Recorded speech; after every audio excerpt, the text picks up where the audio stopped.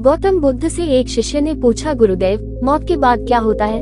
आत्मा के साथ क्या किया जाता है? बुद्ध ने एक तीर के जरिए शिष्य को दिया उत्तर। जीवन और जीवन से जुड़े विषयों पर गौतम बुद्ध का नजरिया बहुत सटीक और एकदम समझ में आने वाला ही रहा है।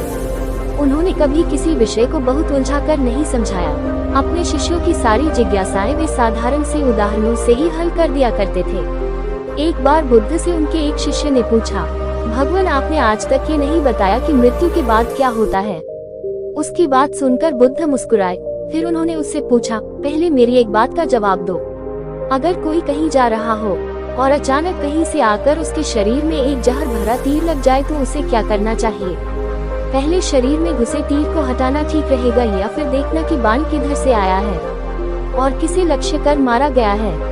शिष्य ने कहा, पहले तो शरीर में घुसे तीर को तुरंत निकालना चाहिए, नहीं तो जहर पूरे शरीर में फैल जाएगा।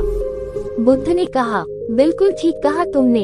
अब ये बताओ कि पहले इस जीवन के दुखों के निवारण का उपाय किया जाए या मृत्यु की बाद की बातों के बारे में सोचा जाए जो हमारे वश में है ही नहीं, उसका विचार ही क्यों करना? किसकी मृत्यु कब आएगी ये सिर्फ परमात्मा जानता है। मनुष्य के हाथ में सिर्फ कर्म करना है। उसे उन विषयों के बारे में सोचकर वक्त बर्बाद करना ही नहीं चाहिए जो बातें उसके हाथ में है ही नहीं। उसे सिर्फ उन बातों के बारे में सोचना चाहिए जो वो कर सकता है। शिष्य अब समझ चुका था और उसकी जिज्ञासा शांत हो गई। कहानी से सीख, मॉरल ऑफ स्टोरी, इंसान को उन बातों के बारे में सोचकर समय नहीं गंवाना चाहिए जिन पर उसका कोई जोर ना हो।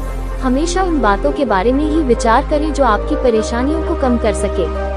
समाज को जिससे फायदा हो या किसी इंसान की मदद हो,